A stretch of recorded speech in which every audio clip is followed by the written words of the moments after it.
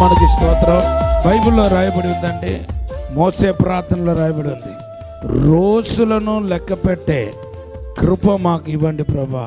90:12 మాకు జ్ఞాన హృదయము కలుగునట్లుగా చేయుము. మా దినములను లెక్కించుటకు మాకు నేర్పము. సామ్స్ 90:12.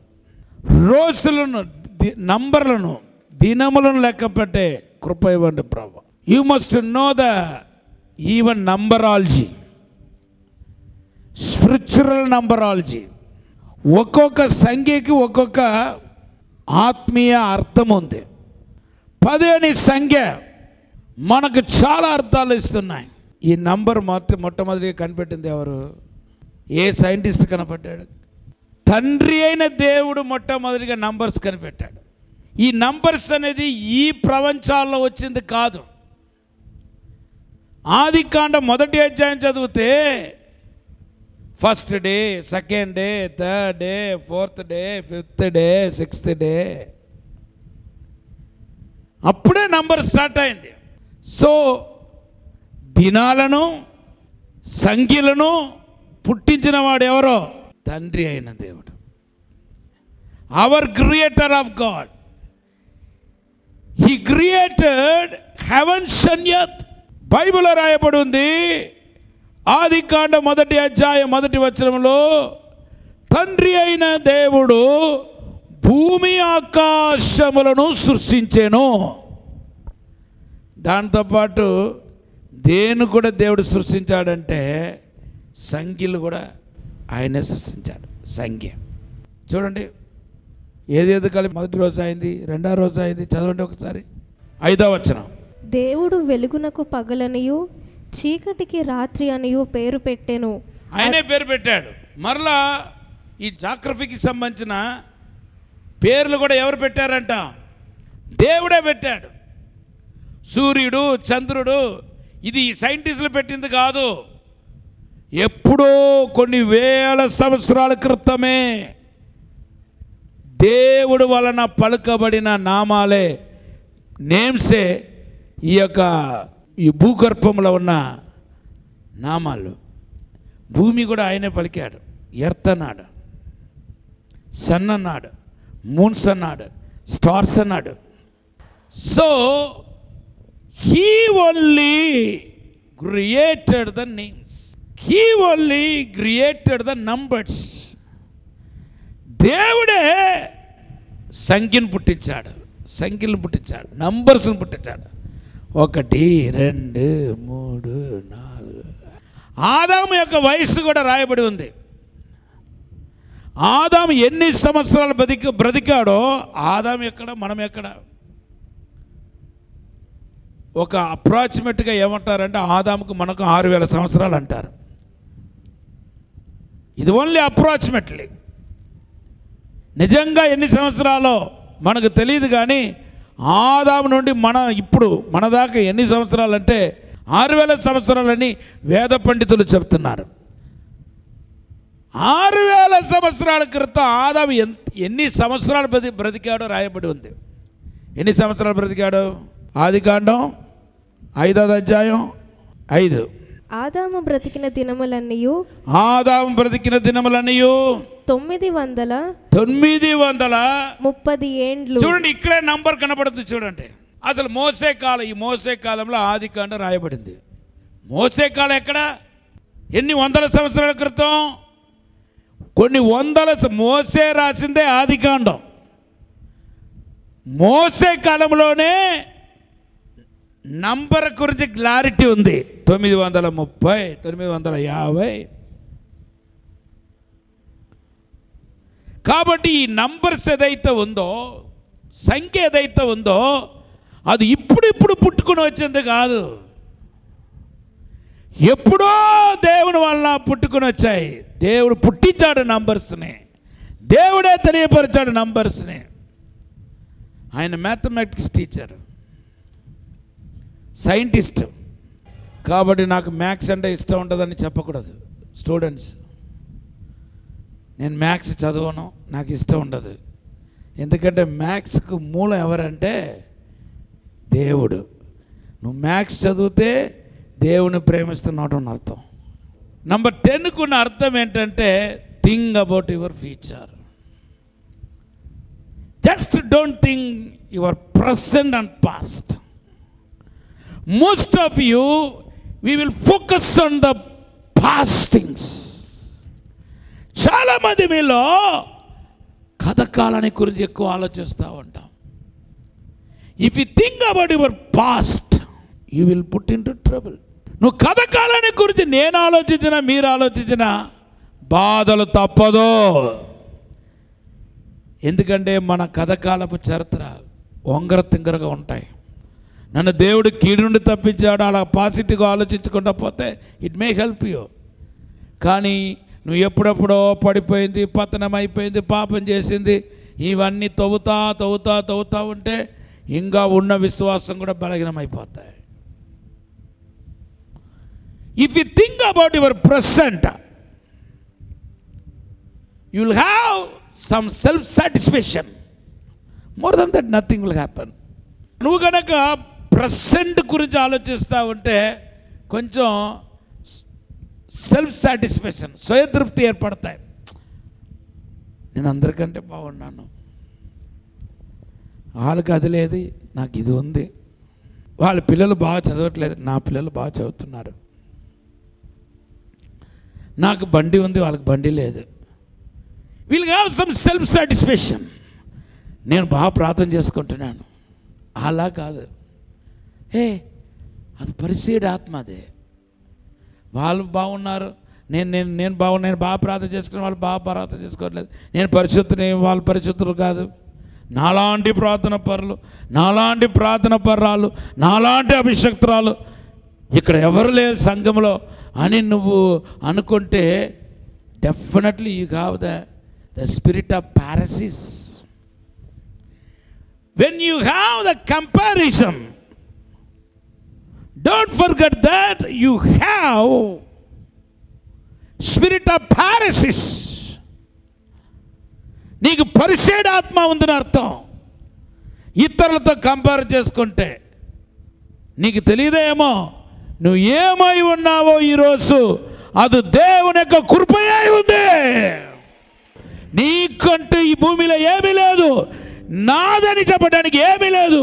నువ్వు ఏదైతే కలిగి ఉన్నావో అది దేవుని కృప ద్వారా, దేవుని శక్తి ద్వారా, దేవుని అభిషేకం ద్వారా కలిగింది. ఈవెన్ నువ్వు సజీవంగా ఉండటమే దేవుడు పెట్టిన భిక్ష. లేకపోతే ఆ కరోనా నేను తీసుకెళ్ళిపోయేదేమో. ఎంతమందినే చంపేసింది, ఎంతమంది ఈ లోకయాత్ర ముగించుకొని వెళ్ళిపోయారు. ఊరికనే ఆ మార్కెట్కి వెళ్ళి వచ్చారు, టక్కున వాళ్ళకి జ్వరం వచ్చింది, ఫీవర్ వచ్చి చచ్చిపోయారు. కానీ నువ్వు ఎన్నిసార్లు వెళ్ళి వచ్చినా, ఎన్నిసార్లు బయట తిరిగినా తప్పదని, కొన్నిసార్లు వ్యాపార నిమిత్తం, అది నిమిత్తం, దీని నిమిత్తం బయటికి వెళ్ళినా ఈరోజు మీరు క్షేమంగా ఉన్నారంటే దేవుడు పెట్టిన భిక్ష. నంబర్ 10, నంబర్ సంఖ్య 10 ద్వారా దేవుడు నీతో మాట్లాడని ఆశపడుతున్నాడు. ఏంటంటే this is a time about thing your future. నీ భవిష్యత్తు గురించి నువ్వు జ్ఞాపకం చేసుకో. రేపు జరగబోతున్న కార్యాన్ని గురించి ఆలోచించి అని నంబర్ 10 మనకు ఈరోజు తెలియపరుస్తుంది. అదేంటి పాస్టర్ గారు, 10కి భవిష్యత్తు గురించి ఆలోచించడానికి సంబంధం ఏముంది? ఎక్కడ ఉంది బైబిల్లో అంటున్నారా? మత్తయి సువార్త 25వ అధ్యాయం 1 నుండి 10 వచనాలు చదివితే అక్కడ ఏమని రాయబడింది? It is well known scripture. Gospel of Matthew chapter 25 verse 1 to 10. ఈ 10 కన్యకల గురించి, 10 వెర్జన్స్ గురించి రాయబడ్డాయి. మత్తయి సువార్త 25:1 చదవండి త్వరగా. పరలోక రాజ్యము తమ దివిటీలు పట్టుకొని పెండ్లి కుమారుని ఎదుర్కొనుటకు బయలుదేరిన 10 మంది కన్యకులను. ఎంతమంది చెప్పండి అందరూ? ఈ కన్యకలు అంటే ఎవరిని చూపిస్తుందంటే సాక్షార్థగా సంఘాన్ని చూపిస్తుంది. ఎందుకంటే కొరింథీ పత్రికలో పరిశుద్ధ పౌలు అంటున్నాడు, నేను మిమ్మలను కన్యక దేవుడికి యేసు ప్రభుకు ప్రదానం చేయడానికి అప్పగించాను. మనం ప్రదానం చేయబడ్డాము. 2 కొరింథీ పత్రిక 11వ అధ్యాయం. దేవాశక్తితో మీ ఎడల ఆసక్తి కలిగి ఉన్నాను, ఎందుకనగా పవిత్రురాలైన కన్యకనుగా, చూడండి, పవిత్రురాలైన కన్యకనుగా, పవిత్రురాలైన కన్యకగా ఒకడే పురుషునికి అనగా క్రీస్తుకు సమర్పించవలెనని మిమ్మల్ని ప్రదానము చేసి ఇక్కడ కన్యక అని ఎవరిని గురించి మాట్లాడుతున్నాడు చెప్పండి? సంఘాన్ని గురించి మాట్లాడుతున్నాడు. సంఘము వధువుకు పోల్చబడ్డాయి. యేసు సంఘానికి వెల చెల్లించిన యేసు వరుడుగా పిలువబడ్డాడు. గట్టిగా ఒక హల్లెలూయా చెప్పండి. ఎందుకు ఆయన వెల చెల్లించాలి? మన దేశ సాంప్రదాయ ప్రకారం ఆడవాళ్ళు కట్నం ఇవ్వాలి. ఆ కట్నం పెళ్ళి అయిన తర్వాత పుచ్చుకుంటారా, పెళ్ళికి ముందే పుచ్చుకుంటారా? పెళ్ళికి ముందే పుచ్చుకుంటారు కట్నం. కానీ యూదులు ఇంకా వెస్టర్న్ కల్చర్ ప్రకారం ఈవెన్ ఆఫ్రికా వాళ్ళు కూడా త్వరగా పెళ్లి చేసుకోరు. అబ్బాయిలు పెళ్లి చేసుకోరు, లేటుగా పెళ్లి చేసుకుంటారు. ఎందుకు అనుకుంటున్నారు? వాళ్ళు అలవాటు ప్రకారం పురుషుడు ఇవ్వాలి కట్నం. ఆఫ్రికాలో నాకు పరిచయం చేశాడు ఒక అతనికి చాలా సంవత్సరాలు పెళ్ళి అవ్వలేదు. ఎందుకు నీకు పెళ్ళి అవ్వలేదంటే కట్నాల పైసలు నేను పోగు చేసుకుంటున్నాను అంటున్నాడు. షాక్ అయిపోయాను. ఇదేంటి కట్నాల పైసా, నువ్వేంట్రా అంటే అప్పుడు అడిగితే చెప్పాడు, మా దేశ అలవాటు ప్రకారం పురుషులు కట్నాలు ఇవ్వాలి. ఇది కరెక్టా కాదా అని బైబిల్లో చెక్ చేస్తే వెస్ట్రన్ కల్చర్ అంతా యూదులకు ఆచార ప్రకారం ఏం చేయాలంటే పురుషుడు కట్నాలు ఇవ్వాలి, స్త్రీ కాదు. ఈవెన్ 10 వెండి నాణయం అది కూడా కట్నాల కింద ఇవ్వబడ్డాయి. వాళ్ళిద్దరికి సమ్మతం తెలిపిన తర్వాత అదొక ప్రధానానికి గుర్తు. లూకా సువార్త 15వ అధ్యాయం 8-10లో 10 వెండి నాణయంలో 1 వెండి నాణ్యం పోగొట్టుకుంది. తన ఇచ్చింది ఆరముగా తొడుక్కున్న తర్వాత ఆ అబ్బాయి ఇంటి వాళ్ళు వచ్చి ఏం చేస్తారంటే మన ఇచ్చిన ఆ వెండి అంతా జాగ్రత్తగా ఉందని పరీక్ష చేసుకుంటారు. అమ్మేశారా, లేకపోతే ఇష్టం లేదనుకోండి, ఆ 10 వెండి నాణ్యాలు 1 2 తీసి బయటపడేస్తే ఇష్టం లేదని అర్థం. ఎవరికైనా ఇచ్చుకుంటే ఇష్టం లేదని అర్థం. ఇష్టము మనం ఇక్కడైతే పాస్టర్ గారు అడుగుతారు, రిజిస్టర్ అడుగుతారు, ఈ అబ్బాయిని చేసుకుంటే ఇష్టమని అడుగుతారు మన అలవాటు ప్రకారం. కానీ అప్పుడు అక్కడ అలా కాదు. 10 వెండి నాణ్యాన్ని తోడుకొని నిలబడితే ఆ అబ్బాయిని ఇంకా చేసుకోవడానికి ఇష్టపడినట్టు, ఇంకా దాంట్లో మార్పు లేదని అర్థం. అందుకొరకు అంత కంగారు పడింది ఆవిడ. 1 వెండి నాణ్యం పోగొట్టుగానే అంత కంగారు పడి వెతకడానికి గల కారణం అదే అనమాట. ఓకే, యేసు మనల్ని ప్రదానం చేసుకున్న ఆ రోజే మనకు కట్నాలు ఇచ్చాడు. కట్నాలు ఇచ్చి ప్రదానం చేసుకున్నాడు. ఏం కట్నం ఇచ్చాడు? ఆయన ఇచ్చిన కట్నం ఏంటి తెలుసా? తన లైఫ్నే మనకు కట్నం ఇచ్చేసాడు, తన ప్రాణానే మనకు కట్నం ఇచ్చేసాడు. అవి చాలదని పరిశుద్ధాత్మ తన ఆత్మను అభిషేకాన్ని మనకు కట్నముగా ఇచ్చాడు. సో ఈ కన్యకలు దేవుని బిడ్డలారా సంఘానికి సాదృశ్యంగా ఉంది. ఈ సంఘంలో కూడా ఇంకా కొంచెం డీటెయిల్గా వెళ్ళాలంటే సంఘాల్లో పరిచారకులు ఉంటారు. ఆ పరిచారకులే 10 మంది, పురుషుడు ఒక్కడు. ఎందుకు కన్యకులు అంటే సంఘం కాదన్నాను, సంఘాల్లో పరిచారకులు. ఎందుకంటే అక్కడ ఒక్క కన్య కాదు, 10 మంది కన్యకులు ఉన్నారు.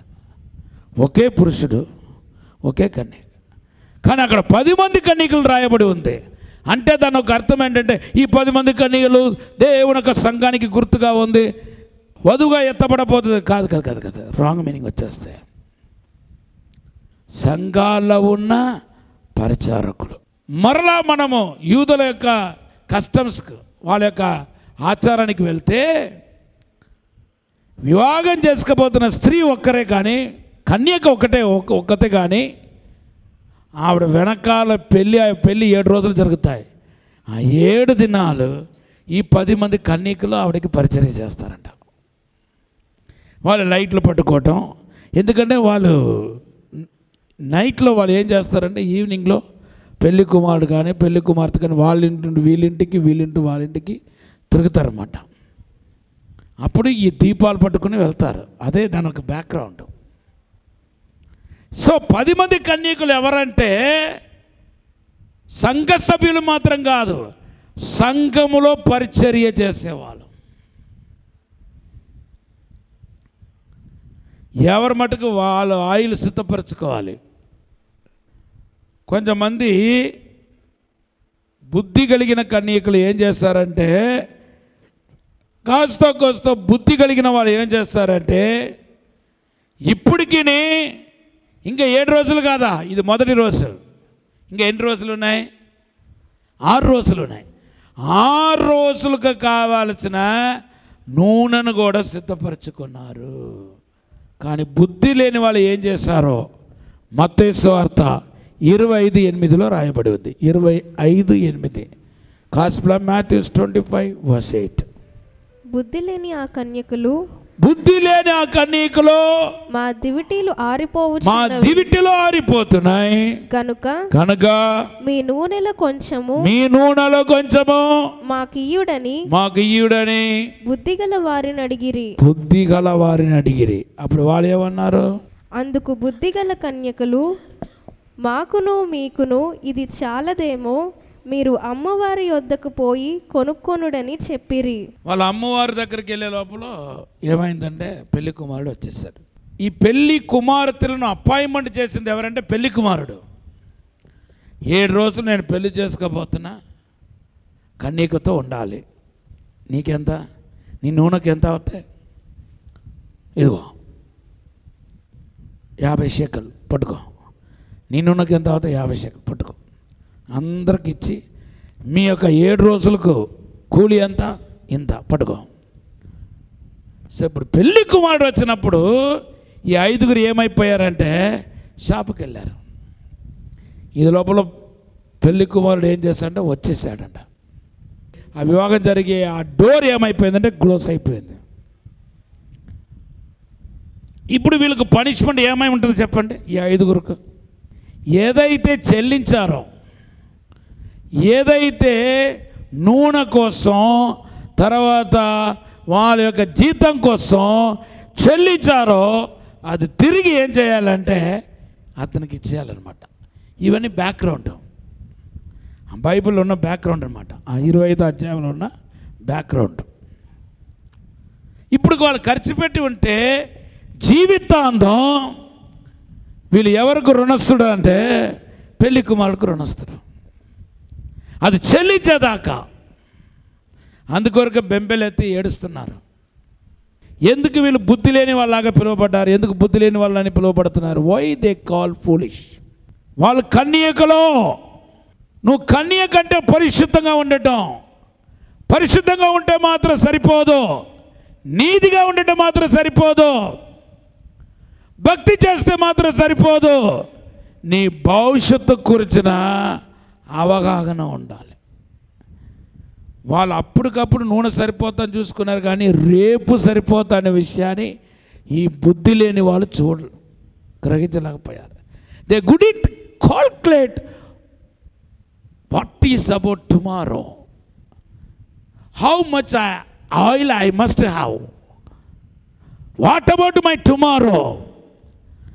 రేపు ఎల్లుండి ఎప్పుడు పెళ్లి కుమారుడు వస్తాడో తెలియదు. పెళ్లి కుమారుడు వచ్చినప్పుడు నాకు అప్పగించబడిన బాధ్యతని నెరవేర్చాలి. నాకు రేపు సరిపడేంత ఆయిల్ ఉన్నాయా లేదా అనేది చూసుకోలే. అందుకొరకు వాళ్ళు ఏ లిస్టుకి వెళ్ళిపోయారు? బుద్ధి లేని వాళ్ళు లిస్టుకి వెళ్ళిపోయారు. బైబిల్ అండి, those who are called foolish they have lot of punishments. ఎవరైతే బుద్ధి లేని వాళ్ళు ఉన్నారో బైబిల్లో వాళ్ళకి చాలా శిక్షలు ఉన్నాయి, బైబిల్లో రాయబడ్డాయి. ఎవరైతే బుద్ధిహీనంగా ప్రవర్తిస్తున్నారో, ఏ రకాల బుద్ధిహీనత నీలో ఉందో అనేది తర్వాత సంగతి. బుద్ధిహీనుడికి వచ్చే శాపాలు, శిక్షలు బైబిల్లో రాయబడ్డాయి. ఎందుకు సగానికి సగం మంది ఈ మత్తయి సువార్త 25వ అధ్యాయంలో కన్యకల్లో సగానికి సగం మంది బుద్ధిహీనులుగా పిలువబడ్డారు. రేపు ఆయిల్ సరిపోతుందా లేదా అనే విషయాన్ని వాళ్ళు గ్రహించలేదు. అంతా అయిపోయిన తర్వాత ఆయిల్ లేదు అంటున్నారు. ఇప్పుడు గోళ. రేపటికి ఆయిల్ అయిపోతుందా లేదని చూడాలా. ఫ్లైట్లో వచ్చి తిరిగి వెళ్ళటానికి కావాల్సిన ఆయిల్ కూడా చూసుకుంటారు. అంతేకాదు, ఒకవేళ క్లైమేట్ బాగాలేకపోతే 1 గంట పాటు తిరగటానికి కావాల్సిన ఆయిల్ కూడా చూసుకుంటారు. ఎందుకంటే కొన్నిసార్లు తిరగాల్సి ఉంటాయి. క్లైమేట్ బాగాలేదనుకోండి, క్లారిటీ లేదనుకోండి, ల్యాండ్ అవ్వటానికి అటు పైన తిరగాలి కాబట్టి సరిపడంత ఆయిల్ చూసుకుంటారు. ల్యాండ్ అవ్వటానికి ఎంత ఆయిల్ సరిపోతే దానికంటే ఎక్స్ట్రా తీసుకుంటారు. ఈ 10 మంది కన్యకల్లో 5 బుద్ధి కలిగిన వాళ్ళంట, 5 బుద్ధి లేని వాళ్ళంట. వాళ్ళ జీవితంలో ఉన్న పెద్ద పొరపాటు ఏదంటే రేపు ఏం జరగబోతుందో వాళ్ళకి తెలియదు. బైబిల్ భవిష్య వర్తమాని, అన్నీ ఎక్కువ భవిష్యత్తు గురించి రాయబడ్డాయి, నిత్యత్వానికి గురించి రాయబడ్డాయి. ఈ లూకా సువార్త 16వ అధ్యాయంలో యేసు ప్రభు ఒక జరిగిన సంభవాన్ని పంచుకున్నారు. అదేంటంటే ధనవంతుడు అలాగే లాజరస్. ఈ ధనవంతుడు లాజర్ అది స్టోరీ కాదంట, ఇన్సిడెంట్ అంట. అయితే ఇది యూదుల్లో ఎక్కువ శాతం మంది చెప్పుకుంటున్న చరిత్ర. అంటే యూదుల యొక్క తాతలు ఉంటారు కదా, పెద్ద బలు, అమ్మమ్మల తాతలు, వాళ్ళ పిల్లలకు, మనవరాలకు చెప్పే స్టోరీ అంట. అది ఎక్కువ పిల్లలు భోజనం చేస్తున్నప్పుడు నిద్రపోవాలన్నప్పుడు పెద్దవాళ్ళు స్టోరీ చెప్తారు చూసారా. అటువంటి ఇన్సిడెంట్ని యేసు ప్రభు తన శిష్యులకు చెప్తున్నాడు. గట్టిగా గలిలియా చెప్పండి. Gospel of Luke chapter 16 verse 19 to 31. లూకా సువార్త 16వ అధ్యాయం 19 నుండి 31 వచనాలు. గట్టిగా గలిలియా చెప్పండి. ధనవంతుడు చేసిన పొరపాటు ఏంటి? He didn't have knowledge about future. భవిష్యత్తు గురించిన నాలెడ్జ్ లేదు ఈ ధనవంతుడికి.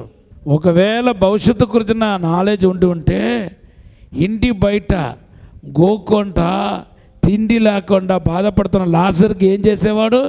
పోషించేవాడు, హెల్ప్ చేసేవాడు. He might help. ఎంతమందికి తెలుసు లేని వాళ్ళకు వస్త్రం ఇవ్వకపోతే కూడా, వస్త్రం లేని వాళ్ళకు వస్త్రం ఇవ్వకపోతే కూడా నువ్వు పరలోకానికి వెళ్ళలేవు. వస్త్రం ఇవ్వకపోతే కూడా రేపు భవిష్యత్తును మనం పోగొట్టుకుంటాం, పరలోకాన్ని పోగొట్టుకుంటాం. ఎందుకంటే యేసు ప్రభు వచ్చిన భూమి మీద అంతా చేరిన వాళ్ళందరినీ న్యాయ తీర్పులోనికి నడిపిస్తున్నాడు. ఆ దృశ్యాన్ని చెప్తున్నాడు. ధవల సింహాసనంలో యేసయ్య కూర్చున్నాడంట, తండ్రి కూర్చున్నాడంట. కొంతమంది ఏమో కుడి వైపుకు, కొంతమంది ఏమో ఎడమ వైపుకు. ఎడమ వైపు వాళ్ళందరూ నరకానికి వెళ్ళేవాళ్ళు. వాళ్ళు చూసి ప్రభు ఏమన్నాడు తెలుసా? నేను వస్త్రం లేకుండా వచ్చినప్పుడు నాకు వస్త్రం ఇచ్చారా? చూడండి మత్తయి సువార్త 25:36. నేను ఆకలి గొంటిని, మీరు నాకు భోజనము పెట్టితిరి. దప్పిగొంటిని, నాకు దాహమిచ్చితిరి. పరదేశినయుంటిని, నన్ను చేర్చుకొంటిరి. దిగంబరినయుంటిని, నాకు బట్టలిచ్చితిరి. చూసారా? తర్వాత కింద వచనంలో ఇదేమో కుడివైపున చేరిన వారి గురించి అంటున్నాడు. అంటే పరలోకానికి వెళ్ళేవాళ్ళు. పరలోకానికి వెళ్ళకుండా నిత్యాగ్నికి వెళ్ళే వాళ్ళ గురించి ఏమంటున్నాడో చూడండి. ప్రభువా, మీరు ఎప్పుడు వస్త్రం లేకుండా వచ్చారు? వాళ్ళు అడుగుతున్నారు. ఎప్పుడు వస్త్రం లేకుండా వచ్చారు? మీరు ఎప్పుడు ఆకలితో వచ్చారు? అప్పుడు అంటున్నాడు, ఈ అల్పుడైన వారికి, అల్పుడు అంటే తిరస్కరించబడిన వారు, దేశంలో అట్టడుగులో ఉన్న వారికి ఏదైతే చేస్తారో అది నాకే చేశారు. నీ బీద వాళ్ళకు నువ్వు చేసే చిన్న సహాయం కూడా రేపు పెద్ద మేలును, పెద్ద ఆశీర్వాదాన్ని తీర్మానించబోతుందనే విషయాన్ని నువ్వు గ్రహించాలా.